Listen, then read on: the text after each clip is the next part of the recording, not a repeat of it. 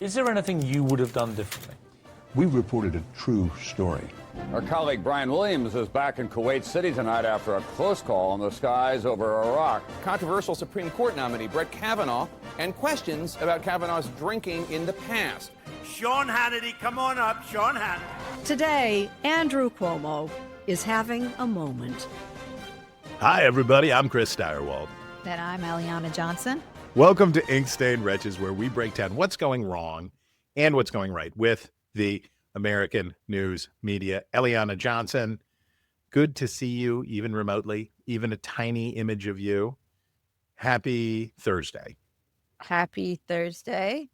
This is the second to last Ink-Stained Wretches that intrepid research assistant and de facto co-producer of Ink-Stained Wretches, Nate Moore, will be with us. He's in the final furlong of his journey at the American Enterprise Institute. Nate, prepare a farewell speech for next week's episode. Yeah, you're going to have to break it down, Nate Moore. You're going to have to break it down.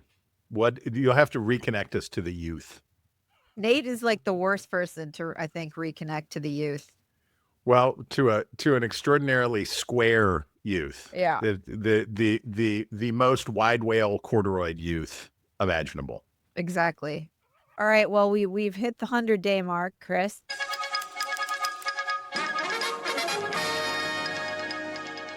The arbitrary early point at which we're supposed to be measuring this presidency. So I noted that 8 years ago, Donald Trump rejected substantially the 100 days concept, and he was at the time wrestling with a government shutdown, trying to get Neil Gorsuch confirmed, doing these things, and he was ouchy a little bit about it. This time, full blitz, right? He did every interview. He did sit downs with ABC, with The Atlantic, with Time Magazine. He did a town hall with News Nation. He did a big rally in Michigan. He definitely took a different media approach to 100 days this time than he did 8 years ago. Well, let's start with The Atlantic, where he sat down with his nemesis, Jeffrey Goldberg, as well as with two other reporters. And I was sort of surprised in this interview. It's extremely long, and I didn't actually think there was that much interesting came out of it. What about you? Well, I want to first read the announcement that he made that he would be submitting to this interview. Later today, I will be meeting with, of all people, Jeffrey Goldberg, the editor of The Atlantic, and the person responsible for many fictional stories about me, including the made-up, all caps, hoax on Suckers and Losers and Signalgate, something he was somewhat more successful, in quotes, with. Jeffrey is bringing with him Michael Shearer and Ashley Parker, not exactly pro-Trump writers either, to put it mildly. The story they are writing, they have told my representatives, will be entitled, quote, "The Most Consequential President of This Century." I am doing this interview out of curiosity and as a competition with myself, just to see if it is possible for The Atlantic to be, quote, truthful. Are they capable of a fair story on, quote, all caps, Trump? The way I look at it, what can be so bad, all caps, I won. So he was definitely framing to his core supporters why he would give an interview to the much hated Atlantic. It also underscores that nobody is a permanent enemy, in Trump world, that Jeffrey Goldberg can break the Signalgate story one day and he will be in the Oval Office 2 weeks later. And the headline, that was not the headline. And you can read, we'll have in the show notes, the actual interview. I, of course, found revealing the Atlantic interviewers knew where to start with Trump. And they buttered him up and asked him about all the new gold leaf that is in the Oval Office. And Trump was into it. The question is, Trump said, do I do a chandelier? Beautiful. He's talking about the Oval Office. Beautiful crystal chandelier, top of the line, beautiful. Would be nice in here. It almost calls for it, but I don't know. We're more focused on China, Russia. But this is all new. George Washington was in the vaults. Most of these pictures are in the vaults. And it's a great thing. We just had the Secretary General of NATO, Mark Rutte, and we had the Prime Minister of Norway just preceding you. We have a lot of great relationships with people. People don't talk about it much, but they all want to meet. So we're trying to get the killing field ended, in Russia. And when you read it, and we can talk also about his interview with Time Magazine, so I listened to Trump talking to Chris Cuomo and others on Wednesday night in a town hall. And I marveled at the filibuster ability, right? Say anything to Donald Trump. What about this? And he'll just go, right? He will overwhelm the interviewer and just talk and talk and talk and talk until you can finally kind of interrupt him. And then he'll just do it again.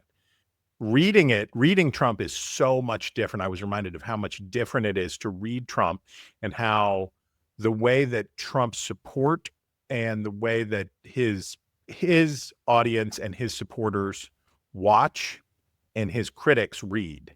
Because when you read Trump, it's preposterous. When you listen to Trump, you sort of get entranced by the wood chipper of verbiage. Well, I had a slightly different takeaway. There's always a lot of words and there's humor, and when you're there in person, he's charming. But in the Time interview, there was a passage that jumped out at me in the Time interview where Trump is asked about whether he stopped Israel from attacking Iran, which was a report in the New York Times that he didn't agree to support an Israeli attack on Iran, which would be necessary for maximum efficacy in an attack on Iran's nuclear sites. And the exchange shows that he's paying extremely close attention to the words, the precise words that the interviewer is using. And what emerges is a really interesting exchange. So the interviewer says, "You reportedly stopped Israel from attacking Iran's nuclear sites." And Trump says, "That's not right." The interviewer says, "It's not right." "No, it's not right. I didn't stop them, but I didn't make it comfortable for them because I think we can make a deal without the attack. I hope we can. It's possible we'll have to attack because Iran will not have a nuclear weapon, but I didn't make it comfortable for them, but I didn't say no. Ultimately, I was going to leave the choice to them, but I said I would much prefer a deal than bombs being dropped." And then he's asked, "Are you worried Netanyahu will drag you into a war?" Trump says no. And then he says, "By the way, he may go into a war, but we're not getting dragged in." And then he's asked, "The U.S. will stay out of it if Israel goes into it." And this is where you can tell he's paying quite close attention. And he says, "No, I didn't say that. You asked if he'd drag me in, like I'd go in unwillingly. No, I may go in very willingly if we can't get a deal. If we don't make a deal, I'll be leading the pack." I thought that was a very interesting exchange where he makes it clear that he simply declined to support an Israeli attack on Iran, but said, "You guys do what you want," and that the U.S. will not be dragged unwillingly into anything, but may be enthusiastic about this depending on where things go. Is Steve Witkoff also doing the Iran negotiations in addition to the Russia negotiations? He is, and they've also added State Department Director of Policy Planning to the Iran team leading the technical negotiations on Iran. It seems like, and I don't know anything about foreign policy, but it seems like Trump gave Witkoff this big portfolio, Russia and Iran, and Republicans are increasingly unhappy with the direction, and Putin basically flouted Trump on the ceasefire in Ukraine. And then we hear reports about maybe that Witkoff says maybe Iran can have a nuclear program, just not for weapons.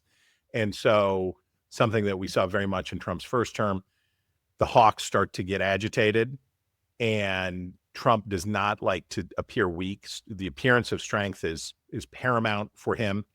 And if it sounds like he's soft on, or if he's being cast as soft on Iran and getting led around by the nose by Putin, then he reacts. Is that probably a reasonable reading? I think I'm not sure actually what his perception is, but I think he realized it was a real problem, or Witkoff realized it was a real problem when the enrichment percentage that he said Iran was maybe allowed to pursue was precisely the enrichment percentage in the Obama deal, the Joint Comprehensive Plan of Action. And it wouldn't have taken him too long to realize that this would have been branded as an Obama 2.0 deal, and that would be tricky. So he had to walk that back. Marco Rubio subsequently came in over the top and walked that back. And their position has been no enrichment, that Iran can import this, but they cannot do it on their own. So we'll see where that goes. But it seems pretty clear to me that Witkoff can negotiate, but Trump is going to decide. Okay, so my favorite part of the Time interview, the interviewer says, you were harshly critical of what you called the weaponization of the justice system under Biden.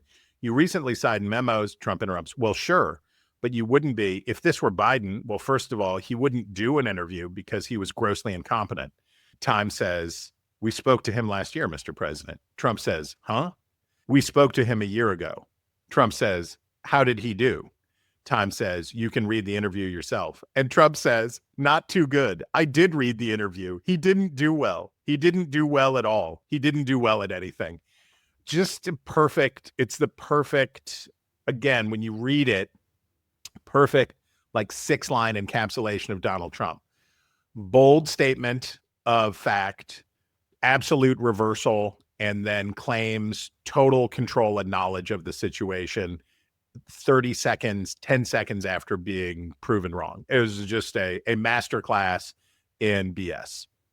At the same time, like, wrong on time, but yet directionally true. Like, didn't do a lot of interviews. You might say fake but accurate. You might even say fake but accurate. All right, Chris, we also have an Axios report. White House launches Drudge-style website to promote Trump. And the website is whitehouse.gov/wire. And it does look a lot like the Drudge report. It does. And the blaring headline this morning is President Trump establishes rare earth minerals deal with Ukraine. And Axios reports why it matters. The site called White House Wire represents the administration's latest effort to circumvent the mainstream media and present itself in a positive light. The Trump administration. Thanks for saying why it matters, Axios. That's very, very helpful. Thanks for that. The two things I saw were, one, the National Register, I believe was the name of the Woodrow Wilson era newspaper that the government started publishing. So it's not a new idea to try to create alternate propagandistic news source for people. But the other thing, and this is just me, the other thing I noticed a few weeks ago, Trump was speaking at a dinner, and I guess it was the NRCC dinner, and Speaker Mike Johnson got caught by a reporter who was allowed into the room scrolling, reading Drudge Report while Trump was talking. And I'm not saying that this is what caused the reaction, but I think it speaks to the problem that Drudge represents for the Trump administration. For older Republicans and older conservatives, particularly, people my age and older. That's old. Oh my gosh. I know. People who are 49 and older, the Drudge Report still is big. Drudge still does huge traffic. And even as Drudge has taken a more adversarial tone with Trump, the traffic remains huge because, frankly, it's just a good aggregator, right? They update. It's good. It's you. Once you know how to read it, you can tell what's sensational, blah, blah, blah, and whatever. But it is a reliably updated aggregator, and it does have a point of view. But that is a problem for the Drudge problem is a problem for the White House in terms of messaging. So I think that speaks to that as well. The thing I thought was interesting about this is it's actually useful as a source of information in terms of highlighting, like, these are the things that they think are important and that they want people to take away, which you don't actually, like, there's so much information coming out from them every day And so much of it elicited by the press, by the press asking questions of the president or the press secretary, that this is actually sort of interesting for the media. These are what they want people to know. It's sort of like, this is what the communications office wishes Donald Trump would be focused on today. Exactly. So I think it's useful. So we should not, you had a great interview episode last week as I took my eldest man-child on college visits. Oh yeah. So what did he have a fave? Well, if you're listening, University of Chicago admissions office, just look for Master Steyerwalt in your files. You did a great job. He walked away from the University of Chicago full of love for if he doesn't get a Milton Friedman tattoo at some point, I don't know what he'll do. He was talking about he wanted to focus on the study of the classics, particularly Byzantium, but was increasingly drawn to economics. And I'm like, brother, you stop selling. You stop selling. You already sold it. But while I was gone, more Pete Hegseth-ness came out, and including when the revelation of the second round of Pete Hegseth had a insecure line to his computer at the Pentagon so he could be on signal from his desktop, and they denied it, but there seemed to be strong evidence that there was something to it. He was looking for a safe place to go, so he went to his former show. He went to Fox and Friends, and Colin, will you play Brian Kilmeade welcoming Pete Hegseth to the show? President Trump doubling down on his support for Defense Secretary Pete Hegseth 24 hours ago, denying a New York Times report about sharing sensitive information on another Signal chat called Team Huddle. Here to set the record straight himself, the current Secretary of State, Pete Hegseth, former host right here on Fox and Friends. So episode 10 million of friendly interviews are the most dangerous ones. But Hegseth, the hits keep coming for Hegseth, now particularly focused on his wife and brother and their involvement at the Pentagon, the big leaks to Politico, or the essay in Politico by one of his former aides that complains about chaos. And he's just trying to bunker in and hope that Trump doesn't decide that he would be an acceptable sacrifice on the altar of public opinion. And given the direction of Trump's approval numbers and given the anxieties of Republicans in Congress on other things, I would imagine that the Hegseth, and you've mentioned this before, this is something that I got from you, which is Hegseth's protection is the fact that among hawkish Republicans, they do not expect that his replacement will be any better, and probably will be worse. That the next Secretary of Defense, that Hegseth seems attitudinally aligned, basically, with the Tom Cotton hawkish wing of the Republican Party, and they probably think that what they get next might not be any better, might be much worse. So that has helped him. But watching Hegseth try to navigate the space it's as the name of one of Tracy Jordan's movies in 30 Rock, hard to watch. So I have a couple of thoughts on this that get into the details a little bit, and that partly derive from, I was on Megyn Kelly's show on Monday and we got into this. And so part of the drama surrounding Hegseth it started with Signalgate, and he put X, Y, and Z on Signal. But then there's been a lot of other stuff. His top advisor, Dan Caldwell, was frog marched out of the Pentagon it's part of an alleged leak investigation. And those two have been friendly for, a decade, 15 years longer. So somebody he was very, very, very close to. His deputy chief of staff, Darren Selnick, another person he personally brought in, was also fired. The deputy press secretary's chief of staff was fired. And then the chief of staff, a guy named Joe Casper, was also fired. And this was all surrounding some alleged leak investigation that we don't know anything about.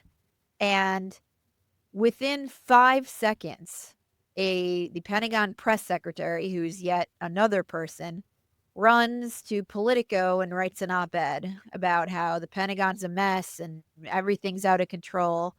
Dan Caldwell, Pete's longtime friend, goes and does an hour-long interview with Tucker Carlson. And the deputy defense secretary, Steve Feinberg, his chief of staff, who was fired, his name is Colin Carroll, he sits down with Megyn Kelly for an hour to talk about all of this. So all these people, all these fired people are running to do media interviews to clear their names and creating further news cycles. And I have to say, I have no idea what is going on here. Absolutely no idea, except for that it does seem like a complete mess. Seems not good. Yeah. Seems poorly managed. And guess what?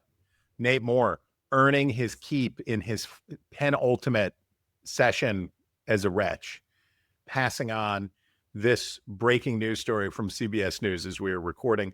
National Security Advisor Mike Walz and his deputy Alex Wong will be leaving their posts. Multiple sources familiar with the situation tell me.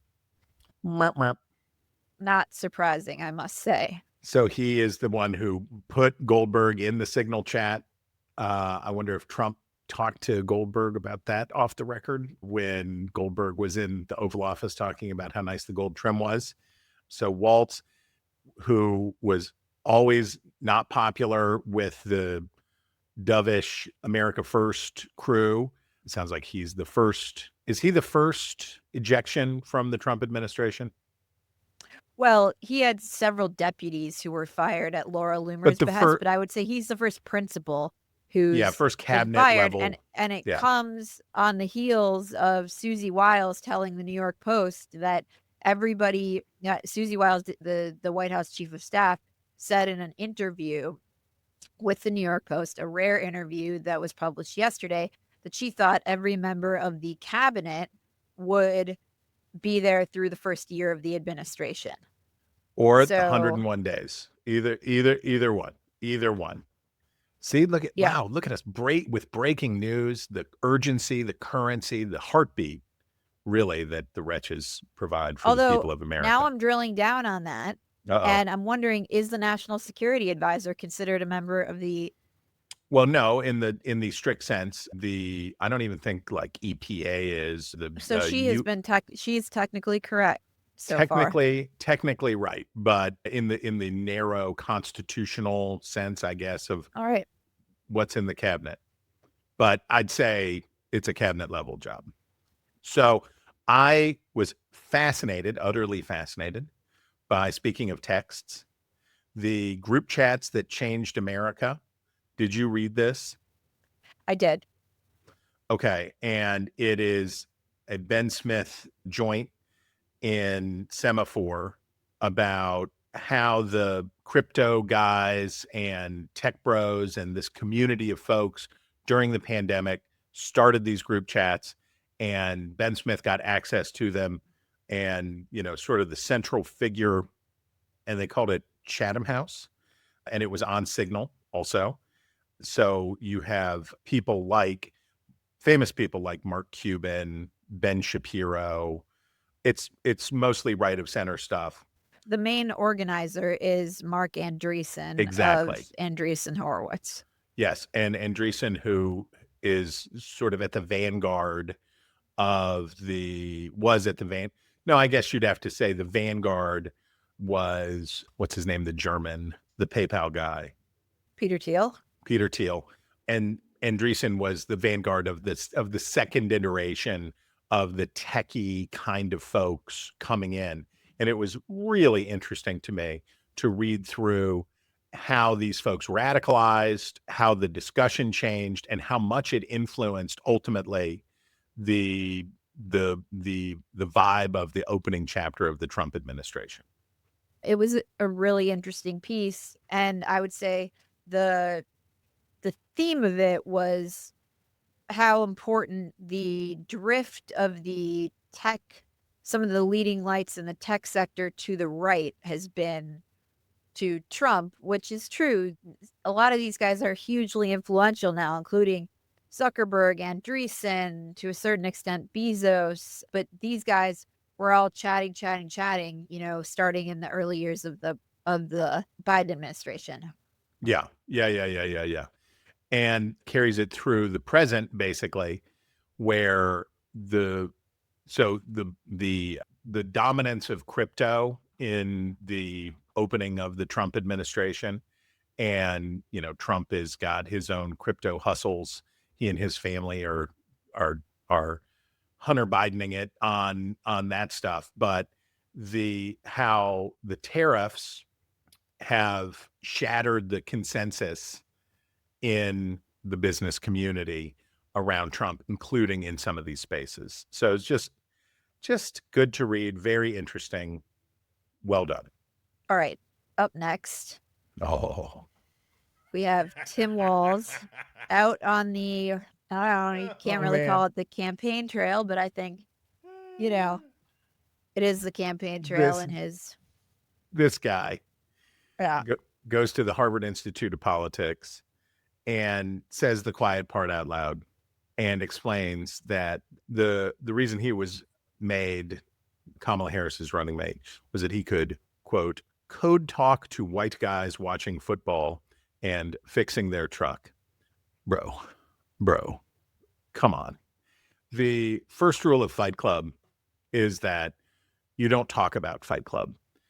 Dudes, the dudes who you say that you were this great outreach to are not the kind of people who are like, oh yeah, you were code switching and I appreciated the way that you inhabited the patois of masculinity. It was like, I would tell you that Tim Walz was a safe pick in the sense that Josh Shapiro was a higher potential return, higher risk choice for Kamala Harris.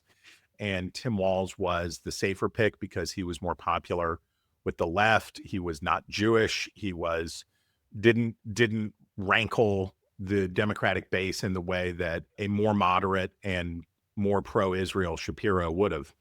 But I got to say, listening to this guy talk at Harvard, you think it's bad. This guy was higher risk even than I thought because he can't stop talking about himself. The other thing that's amazing about this is if what he says is true, how many white guys who like sports do you think were like, oh yeah, wow, he's really appealing. I'm going to vote for them now. There's something to be said. I think you can say of Barack Obama's pick of Joe Biden that what he was saying was, I am comfortable with Rust Belt old white guys, and they are comfortable with me. I am young. I am the first non-white major party candidate. I have I'm Hawaiian who also lived in Malaysia, but with this totally unusual for American candidates biography that he could say, yeah, and this is my buddy Joe, and we're cool. So there can be something to it.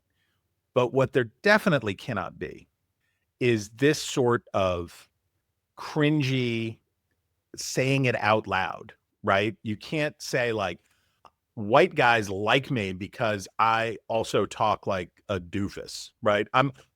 I was able to code switch by being a surficial, football loving, truck repairing dude. It was so ham-fisted. It was so ugh.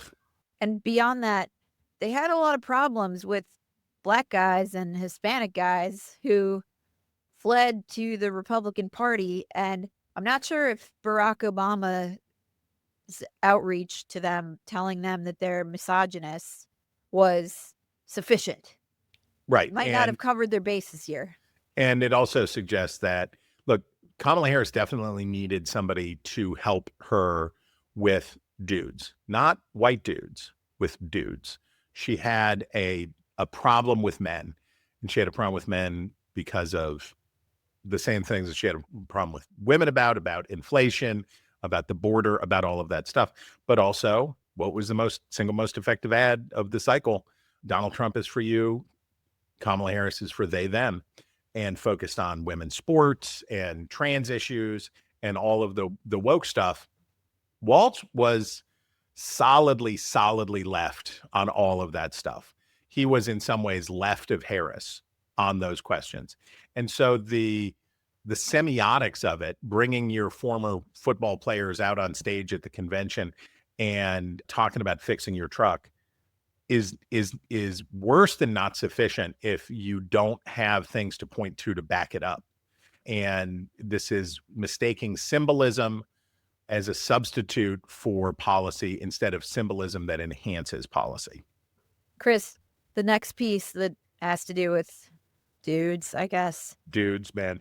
The New York Times did the most New York Times profile of I guess he's Gen Z, a Gen Z influencer named Hassan Piker. And the headline was originally a progressive mind in a MAGA body. Oh. And the thing people were amused by was that they define a MAGA body as, a guy who's into lifting weights, which is... They should go to the rallies. Hilarious self-own. So this is a laudatory profile of a guy. So they changed the headline: a progressive mind in a body made for the Manosphere. Hassan Piker pumps iron, likes weapons, and wears pearls. His brand of masculinity has won him many fans online and has been a useful vehicle for his politics. Now, this guy live streams himself for upwards of 10 hours a day on a platform called Twitch. Okay. And this is really all about how he's a traditionally handsome guy, but he paints his nails. And at one point they say, Mr. Piker approaches getting dressed with the same meticulousness as he does working out. Each day he streams, he typically posts a selfie of his outfit before he starts. His clothing choices can sometimes be as provocative as his opinions. On a recent trip to Japan, Mr. Piker wore a tight French maid's outfit, a pair of fuzzy cat ears, and a demure string of pearls while streaming from one of the country's maid cafes. Oh, okay. Dear. And then this dear. is the way they characterize his politics. A vocal critic of U.S. foreign policy in the Middle East, Mr. Piker has been labeled anti-American by people across the political spectrum for saying the country deserved the September 11th attacks. Yeah, I would say that's anti-American. His recent accusations that Israel is committing, quote, genocide in Gaza, and his diatribes against the Zionist movement have led many supporters of Israel, including liberals like Representative Richie Torres of New York, to call Mr. Piker anti-Semitic. And that's all they say about that, except to quote him as saying, I find the conflation of anti-Semitism and anti-Zionism to be very dangerous. He's somebody who the Free Beacon has actually covered, and his following is just huge, which is sort of frightening given that it's basically he live streams himself for 10 hours a day. And what he has actually said is more alarming, which the Times doesn't give attention to in this, soft focus profile. He says things like he described the attacks of October 7th as a retaliation for an ongoing apartheid.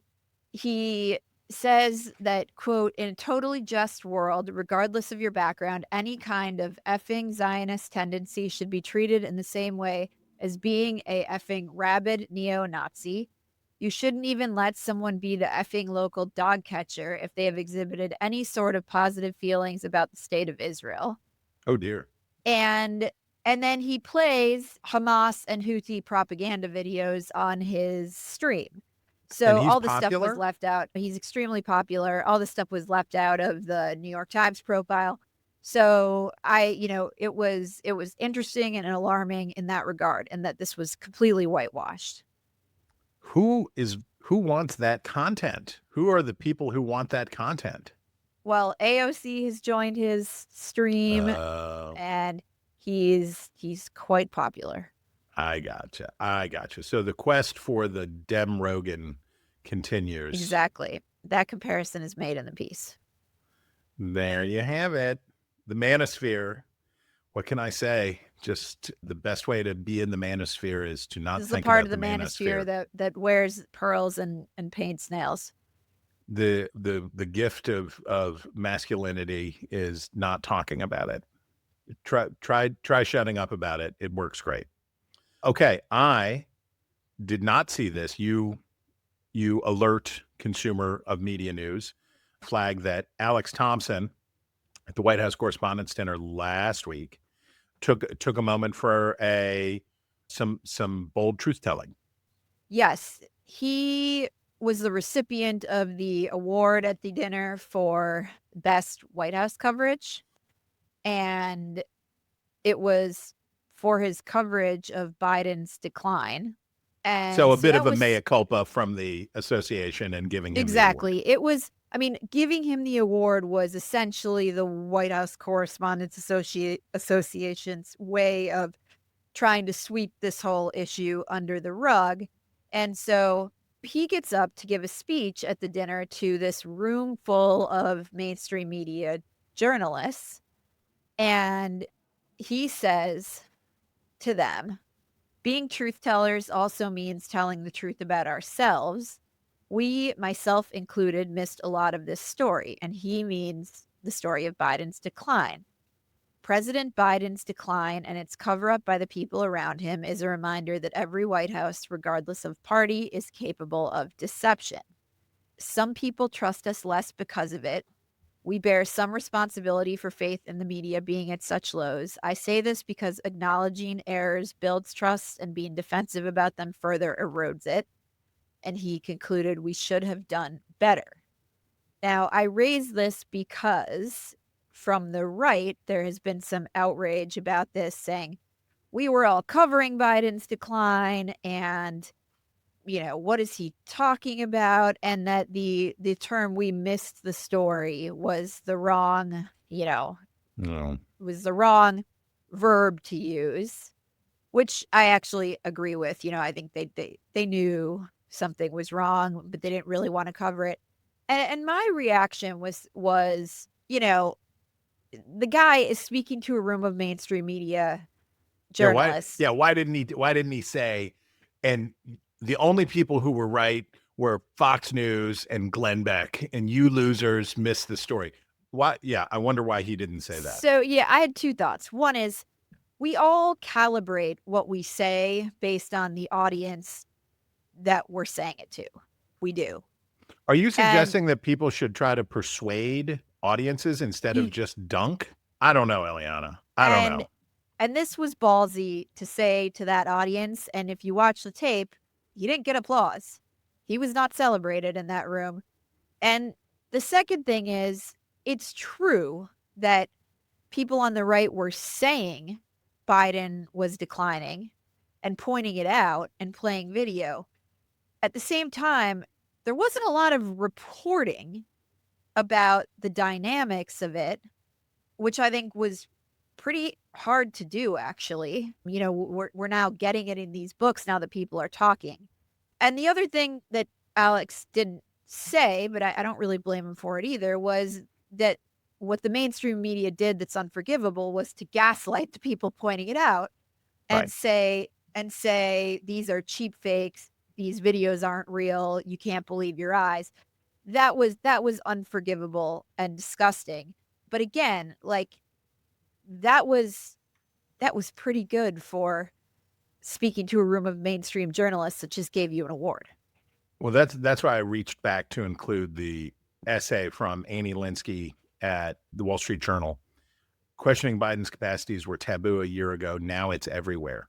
And Linsky was one of the reporters who were subject of that gaslighting, right? and the Thompson did his work, but the heaviest heat came down on the Journal because it's a bigger, more influential outlet for their, what in hindsight is modest coverage of, it seems like Joe Biden's kind of a mess, right? And the denunciations of it. And so Linsky, in a sober way, takes a little victory lap here and talks about in an essay how that all worked, and zeroes in on the story from Chris Whipple's book about what Ron Klain had to say about Joe Biden's capacity, and how amazing it is to think that so early in the process that someone like Ron Klain, senior advisor, one of the Democratic mandarins of Washington, had these concerns, and they were not addressed. They were the Biden team was just going to try to bluff through the whole thing.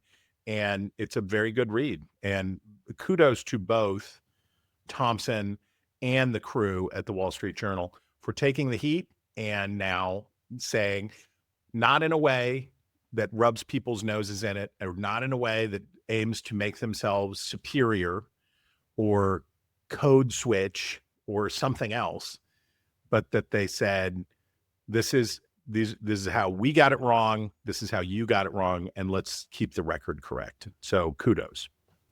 All right. That brings us to business news.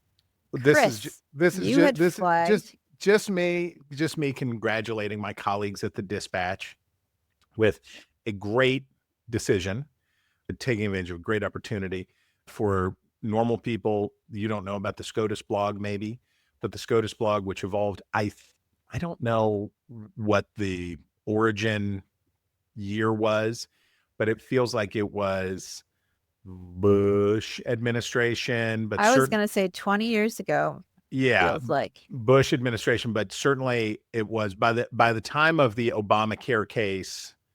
It was the place where every journalist in Washington was going and refreshing constantly to get the latest from what was going on in the Supreme Court. It's a niche publication. There is no question about it, but the Dispatch has acquired it, and the verticalization, I guess, of media outlets. We've talked about the New York Times' success with The Athletic, with cooking, with other these robust verticals within and sub-branded, right?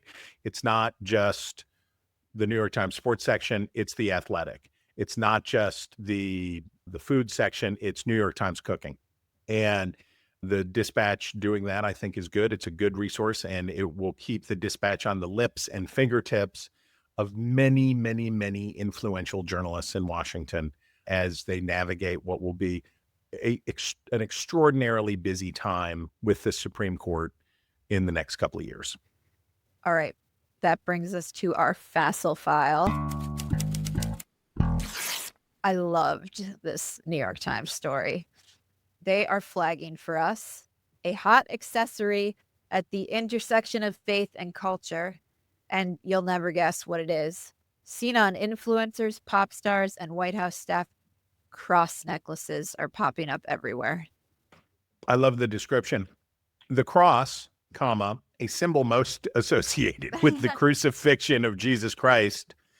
Really, most associated? What else is it associated with? The graphic symbol? Yeah, I think most associated is probably an understatement. And it was interesting to me because there is something here, right? There is there's a story here.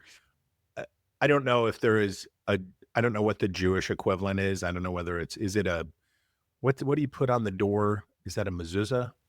I would say a Star of David is the equivalent, okay. Right? Oh yeah, there's a 1-to-1. So the Star of David, and a lot of Jewish friends wear Stars of David. You may even wear a Star of David. For Christians, the next step up from wearing a cross necklace is the Jesus fish on your car and doing What's that. that?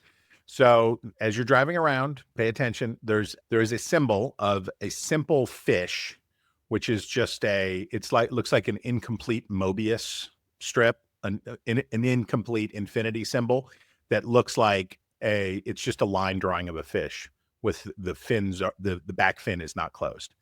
And the Jesus fish, there's actually a Seinfeld episode about it.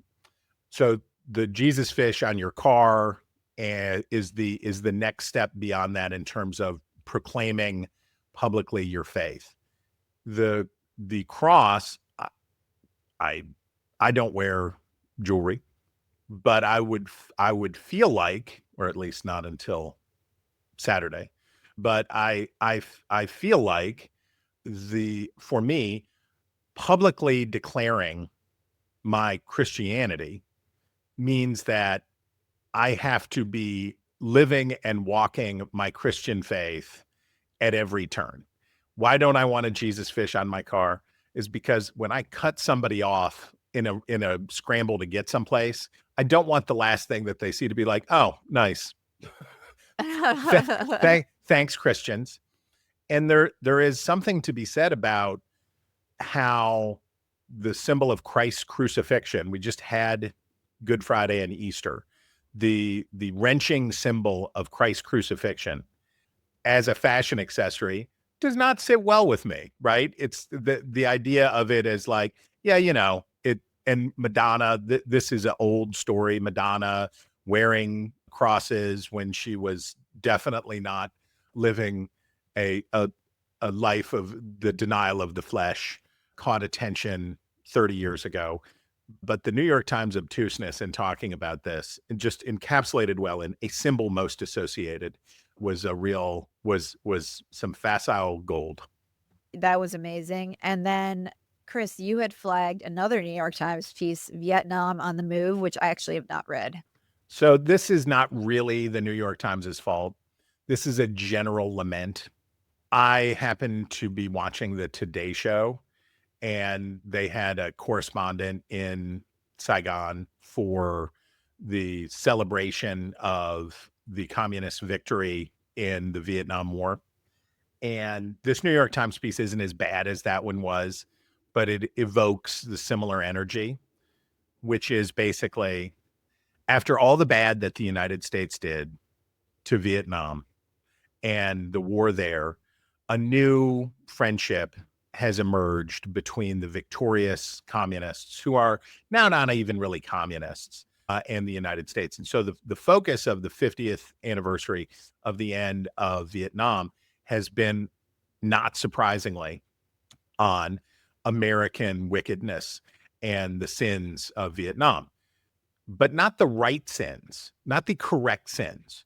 What happened in April of 1975 was we cut and ran and abandoned the allies that we had in South Vietnam and consigned them to slaughter, internment, and a dystopian nightmare.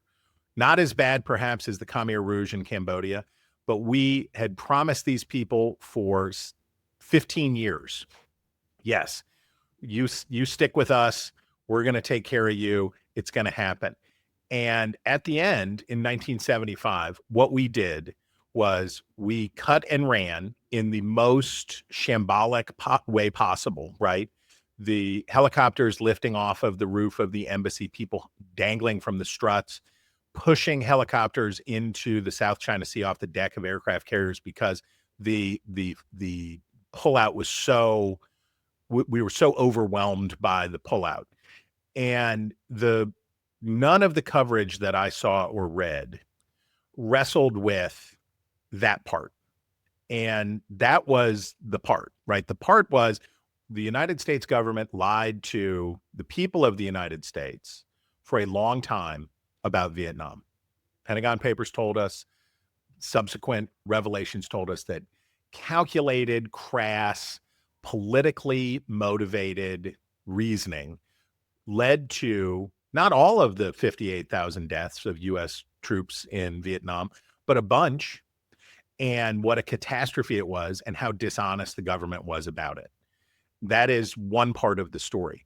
But what happened 50 years ago was that the United States, after that was out, after it was known, after we had dealt with that part, because of what was going on with what had gone on with Watergate, the situation with Gerald Ford begging the Congress not to cut off South Vietnam, and they did it anyway. Now, history is long, and this has gotten a lot, things have worked out the way that they were supposed to work out, and provided we do not end up in a trade war with Vietnam, may God bless a healthy and good relationship between the people of Vietnam and the United States. That's not what I'm saying. But the reflexive anti-American coverage of the event was notable to me, not because it was anti-American, but because it was the wrong anti-Americanism. It did not lay blame where it should have. It laid blame on the overall affair. Is that a niche enough? Is that a niche enough obsession for you? Okay. All right, Chris, that brings us to our sports section,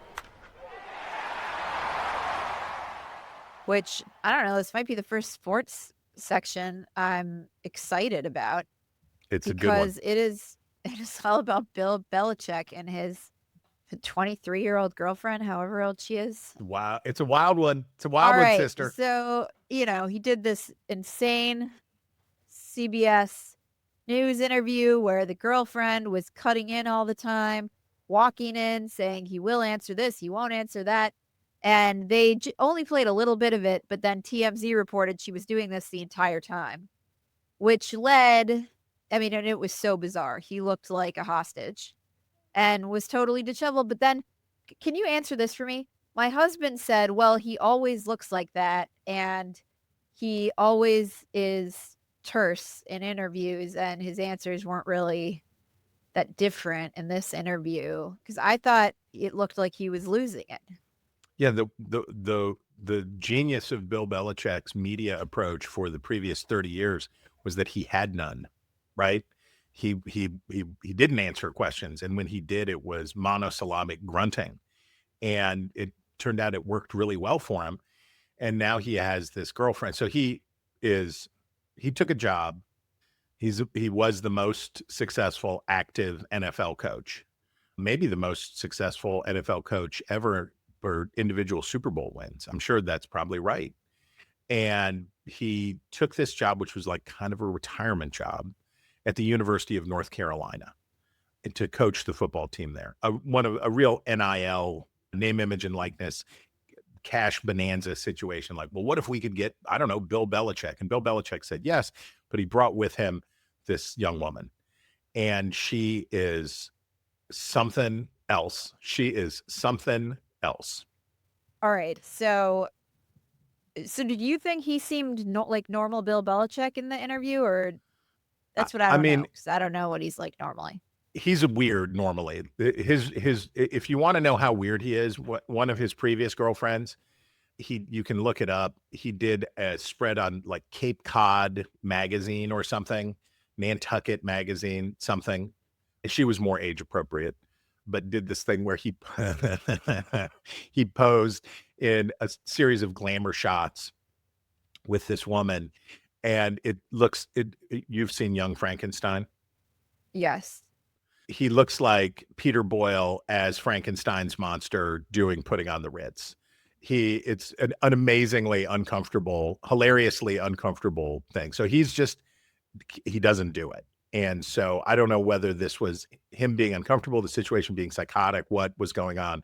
But I assume Nate will, before this podcast is done, Nate will inform us of breaking news that University of North Carolina has gotten rid of Bill Belichick. I don't know. This one is totally unsustainable, especially at a university. Well, okay. So then this girl is supposed to be helping him with his PR, and they go back for more they don't just take it on the chin and let everyone say, okay, that was weird, and move on. Has the university put out the statement? Yeah, but it clearly at his urging, her urging, saying that CBS was in the wrong because they weren't supposed to ask any questions outside of questions about his forthcoming book. And one of the questions that set her up was, how did you guys meet? Yeah. And she interjected, say, we're not talking about that. Belichick And has also hired his son. It's a bad situation. So they've successfully kept the story going for several days now, and I can't wait to see what the next twist and turn is, because I barely even knew who this guy was, and now I'm engrossed. Did you follow the story of Shedeur Sanders? Oh, 100% no. I'm only following Bill Belichick and the girlfriend. Okay, so Deion Sanders was one of the all-time great. I know who that is. Okay, one of the all-time great. He played cornerback and receiver. He was this phenomenal talent, and he was also a head case, right? And struggled to have the kind of success that he believed he should have because he couldn't get along. And his name, he was Prime Time, was his self-described name, and he was a headache. And it's an old story in professional sports. The massive talent, but what's the I think it's Bull Durham, the line, you've got $1 million arm and a 5-cent head. And the how seldom it is that extraordinary physical talent coexists with a high IQ, high EQ situation. So he ends up, to get his son, he takes on, Deion Sanders is the ultimate helicopter bulldozer parent. He starts coaching, I think, at Mississippi State, something like that, a smaller, maybe not even as big as Mississippi State, and at a smaller school, and coaches his son as a quarterback there. And then he and his son go as a package deal to the University of Colorado at Boulder. And they take over the team and totally change what had been a stuffy and then stuck kind of ineffective team, take it over and do what Deion Sanders does, makes it all about him. So his son was in the NFL draft this year, and his son was not getting drafted, despite all of the talk about how effective how early he would go in the draft. He was falling. So I give you, this could have been my favorite. I give you the story from ESPN about it won't open on my iPad. The son of Atlanta Falcons defensive coordinator Jeff Olbich admitted to a prank call made to Shedeur Sanders during the NFL draft and apologized in an Instagram post on Sunday. I'm sorry I took away from your moment. I was selfish and childish. Jax, J-A-X, of course. Ulrich said in his Instagram post, I could never imagine getting ready to celebrate one of the greatest moments of your life, and I made a terrible mistake and messed with that moment. Thank you for accepting my call earlier today. I hope you can find it in your heart to forgive me. So nice for him to have done it, but also hilarious. that dudes, right? A very adolescent dude move to see the opportunity for a killer prank and take it and then be sorry about it. That's amazing. Yeah. So what was the prank? Just you're drafted? Yeah. That's yeah. amazing. Yeah. And he ended up getting drafted by the Browns, and hopefully Shedeur Sanders has learned a lesson from all of this, which is nobody wants you if you're going to be a pain, because he and his dad were a real pain about everything and about where they wanted to play and what they wanted to do and how important they were. And owners and coaches just said, I don't want to deal with this kid. And so he's going to go to Cleveland, which is not a good team. And he's going to have the chance to show that he is not entirely a chip off the old block. Okay, so that brings us to our style section, where I was amused by this story in the Times. How Ozempic is shaping weddings, no pun intended. And it is, it's one of these downstream effects that you don't think about, but it is basically about how, people buy a wedding dress and then it's like 6 or 7 months later that you actually get this thing. It takes a long time to get them. And then you go in and they do a little bit of tailoring on your wedding dress. But now that people are on Ozempic, they have to remake the entire dress.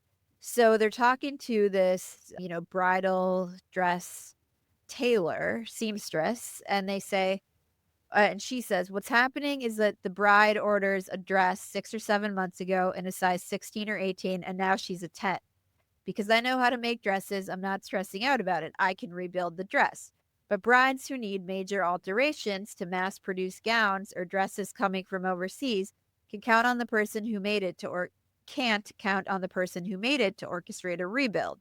Seamstresses don't want to touch a wedding dress because it's a big, scary responsibility. So, it's not just a little nip and tuck, but like they've got to do mass surgery on these things and crisis. So I was just amused by this story. I thought it was funny. So I felt both seen and called out by your inclusion of this story, because I did not avail myself of Ozempic, but over the past couple of years, I've lost a substantial amount of weight thanks to a little miracle I like to call meat. And me and meat, probably, I don't know, more than 80 pounds at least. And it's been great.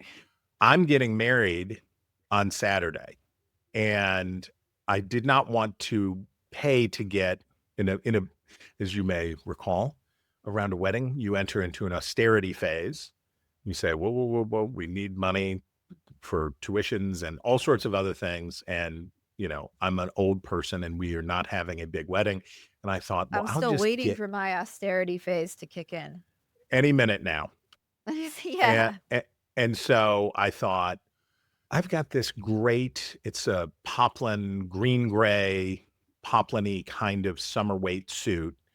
And I had been wearing it too big for me, but I thought, oh, I can't do that to my beloved Jessica for her wedding pictures. And I don't have a suit that is, all of my suits, as she would say, are too DC. What does that mean? To Capitol Hill, to TV, to whatever. Not, I needed a suit that was both sincere, so not a seersucker suit, not a loud suit, not a frivolous suit, but also not a business suit. It was something that didn't look exactly like business for a home wedding, right? Something that will take place in a living room. So I thought, oh, I'll take this suit in. And let me tell you, the seamstress, this was 2 weeks ago, and we are sweating it now to get it in time, because as I talked to her on the phone yesterday, she's like, it was too big. It's too big. So the amount of fabric that she has had to take out of this suit is so substantial that she's basically ended up making me a new suit out of the old suit so it will fit me. So I felt this story deeply. They should have written it about you. Well, but I don't have a cool hook about Ozempic. That's the only problem. I'm no trend story. I'm just one fat You guy. could have been the to be sure, like. Oh, not that's right. always To be Ozempic. sure. To be sure, other meat-loving former fatties struggle with their weddings too. There you go. And also, the thing is, you could have been the to be sure it's not just women, too, because I think these seamstresses they're much more sensitive about a wedding dress than they would be about a suit or a tux. They could have. Yikes. I could have been their Tim Walz. I could have code switched for them to talk to the male audience. Yes, you could have. So, anyways, this is a cute story because it does end with some woman saying how great she felt. Yeah. All right, that brings us to our obsessions of the week. Where we break down the stories we can't get out of our heads. And I wanted to obsess about all this drama around 60 Minutes. So first, the executive producer of 60 Minutes resigned, and his name is Bill Owens. Now, you might not have heard of him, but he certainly, seems to think he's a very important person. He said over the past few months, it has become clear that I would not be allowed to run the show as I have always run it, to make independent decisions based on what was right for 60 Minutes, right for the audience.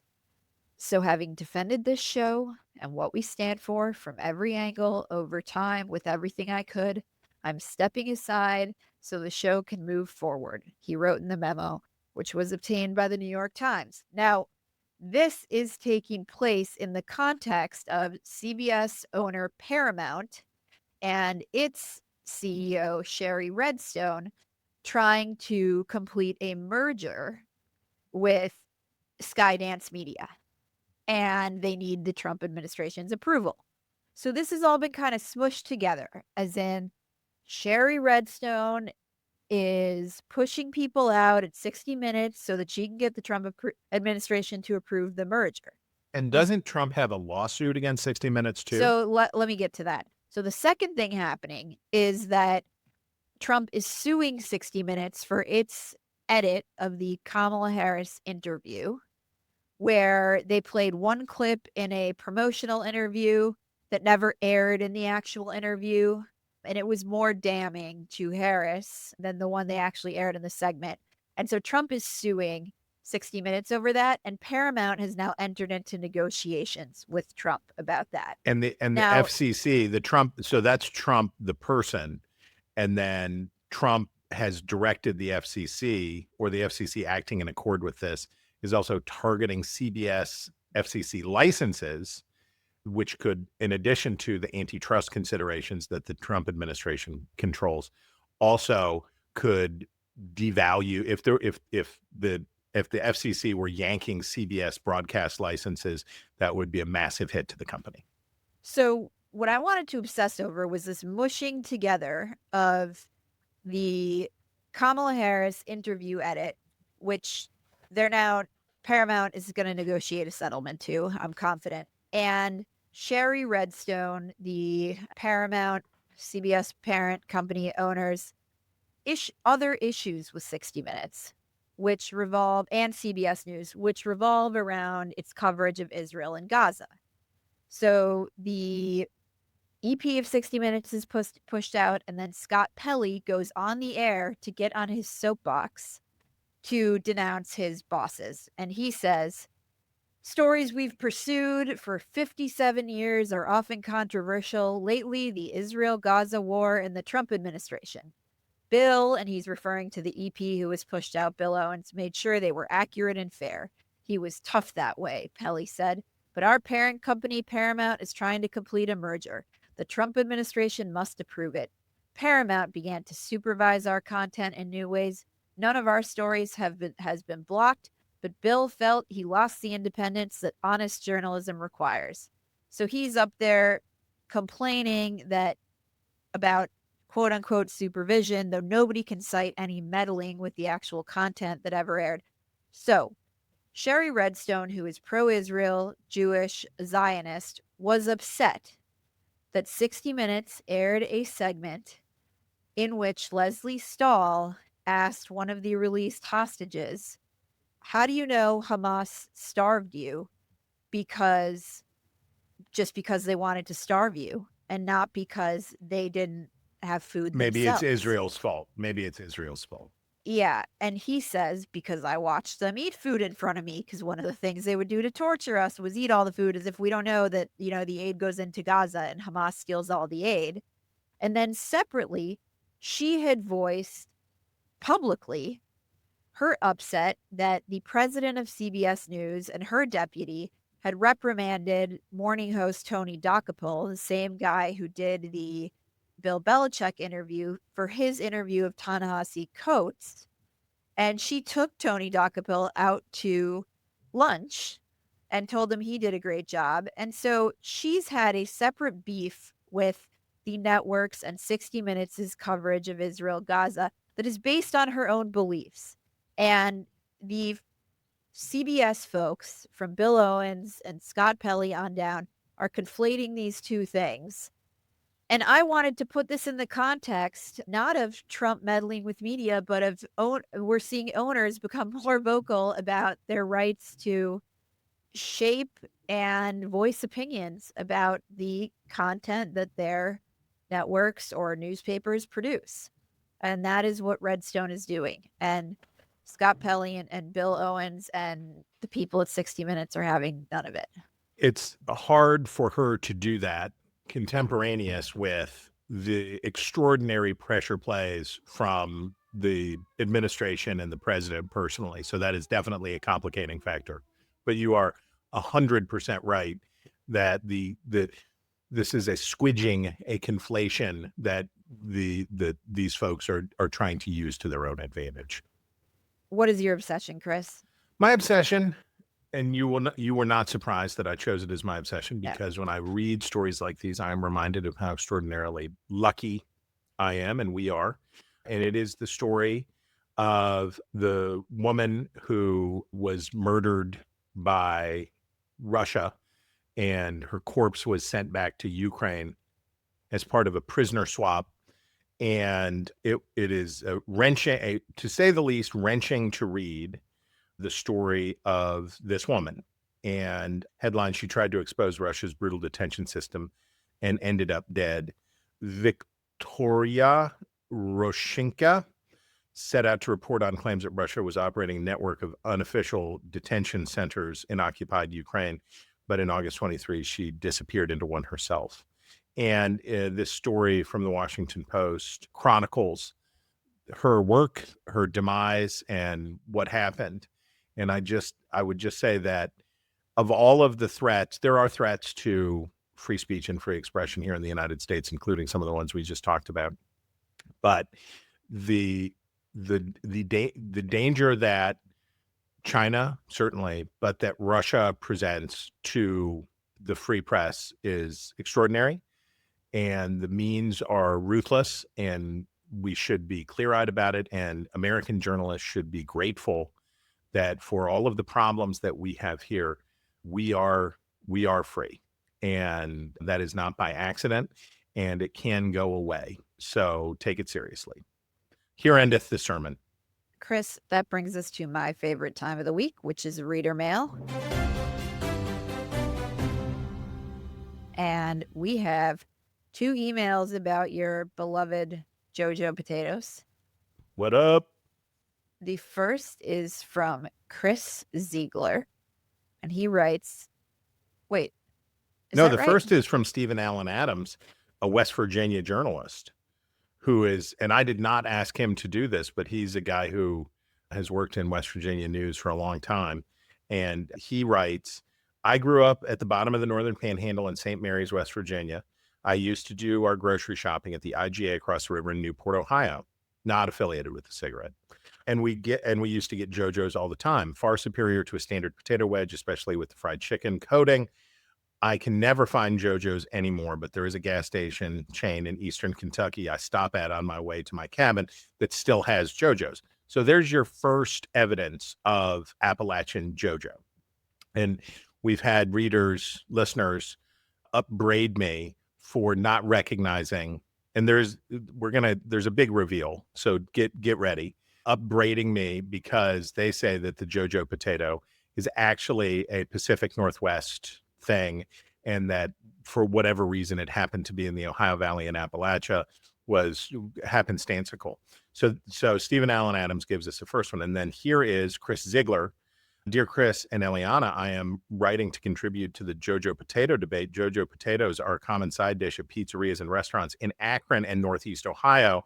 This culinary trend was reported in our local media several years ago. According to the article, JoJo potatoes were brought to the area by Alfred Ajami and Walter Abood and offered at the Fiesta Pizza and Chicken in Goodyear Heights, Akron. The two had learned of JoJo potatoes in Youngstown, Ohio, and introduced the dish at their restaurant in the early 1960s. The presence of JoJo potatoes in the Northeast Ohio, Western Pennsylvania region is evidence of an Ohio Valley origin, as many of its residents emigrated northwards to find steel jobs in industry and manufacturing. It seems reasonable that West Virginia transplant brought their food traditions with them. Love the podcast. Keep up the great work. Now, as it would happen through the serendipities of media, we were not the only ones wrestling with JoJo-dom. There is a NPR podcast called Away with Words that I have listened to on and off for years. And it's a very it's very NPR, right? It's very delicious dish. But they talk about language and words and the way that we use them and all of that stuff, the nerdy stuff that I often enjoy. And I'm going to ask Colin to briefly play from their recent episode. Several years ago, Barry Poppick reached out to a guy at the Flava Crisp company named Brad French. And Brad French told him the story of how back in the early 1960s, there was a restaurant trade show in Chicago. And so there were representatives of the Flavor Crisp company there, and they were frying up chicken and fish as samples to give out to people. And in between frying the batches of chicken and frying the batches of fish, they would throw in a bunch of potatoes into the fat to sort of cleanse the flavor. Huh. And at the time, the sales representatives just thought of them as junk potatoes. Some of them called them junk potatoes, and they just threw them out. But one day, somebody put the potatoes on the table alongside the free fried chicken, and people didn't know any better. They started picking them up and eating them and saying, "Oh, this is great. What do you call these?" And the sales reps were like, well, we can't call them junk potatoes. So somebody apparently just blurted out, "Oh, they're JoJo potatoes." And that name stuck. So there you have it. JoJo potatoes originated from a food show in Chicago. They were junk potatoes because they were just fried in the leftover stuff. And so Mr. Ziegler is really onto something, but they didn't come from Appalachia. They came from a random branding exercise at a trade show in Chicago and spread out all across the country. So JoJo potatoes do not belong to any one place. They belong to an industry, and I'm here for them.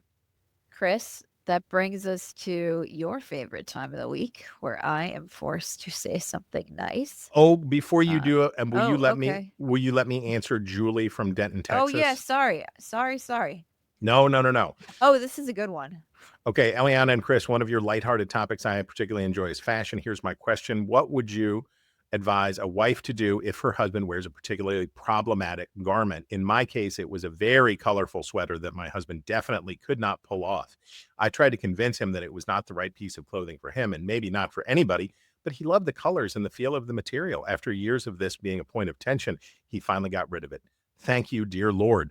But it would have been nice to avoid those years of me biting my lip every time he put that hideous sweater on. Maybe you can help someone else out there, or God forbid me, if my husband ever gets another "what were you thinking" garment. Well, first, Eliana, do you have advice for Julie in Denton, Texas? Oh my gosh, I am with Julie, because I just feel like men don't like to be told that their stuff is ugly, but I cannot bite my tongue. So and you know what? I say it and it doesn't take, just so. All right, I have no good answer. I may lose my status for code switching to the Manosphere by sharing this with you. I may be speaking out of school, but I'm going to go ahead and tell you and Julie the answer. Here's what you do. You say of the garment that it's cute. You say, "Oh, that cute sweater, I love it." And you won't see it again. No, that would not work for me. You don't think that if you said to Patrick, "Oh, that's such a cute shirt." No. Really? He would be like, "Thanks." Yeah, he would. No. We need a listener to run an experiment on this, but I would say that a specific kind of praise, making it seem like it is cutesy, and that you are, especially with a colorful sweater like this, that's going to push it way down in the inventory, as opposed to fighting it, at which point it becomes a matter of masculine pride and honor. I think you want to just say, "Oh, that's so cute. That's so darling." Yeah. All right. I'll report back. We need field work. Okay. All right, Chris. Favorite items. Here we go. I have a complicated feelings about C-SPAN. Don't like what C-SPAN did to committee hearings on Capitol Hill, but think that C-SPAN provides lots of important and worthwhile content, plus a great archive. And Karen Tumulty, writing at the Washington Post, had a great idea, which is streamers. So C-SPAN is funded by cable subscription. If you have cable television subscription, a penny of it goes to fund C-SPAN. And Tumulty says it's time for the streamers to pick up the slack, and that Amazon and Netflix and Apple TV and others should come up with a similar arrangement to fund C-SPAN. And she's right, and that's a really good idea. My favorite item was a New York Times piece about the Unabomber Ted Kaczynski's brother. And I didn't know any of this. Well, I knew that his brother, David Kaczynski, turned him in, but I did not know that the two never spoke again after that, and that the brother David, the two had been very close, and the brother David spent the next 27 years trying to reestablish contact with his brother. And it's quite an interesting story about the, I don't want to say far flung, because obviously the brother's close, but how the Unabomber's crimes affected his own family. Amazing. And in particular, the person who turned him in. It really, really shattered him. So it's fascinating and really well done.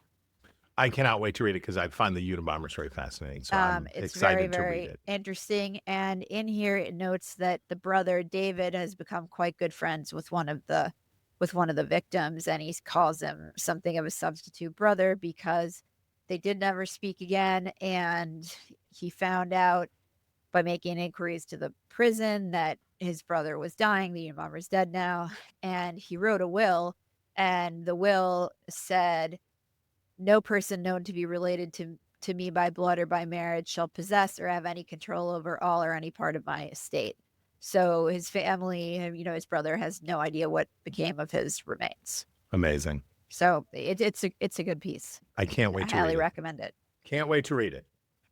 That is all the time we have for the news about the news. If you have a story you want us to talk about, email us at wretches@nebulouspodcast.com and sign up for our newsletter at nebulouspodcast.com. This has been Ink Stained Wretches from Nebulous Media, produced by Colin Chicola. Find us on iTunes or wherever you get your podcasts. Just search for Wretches.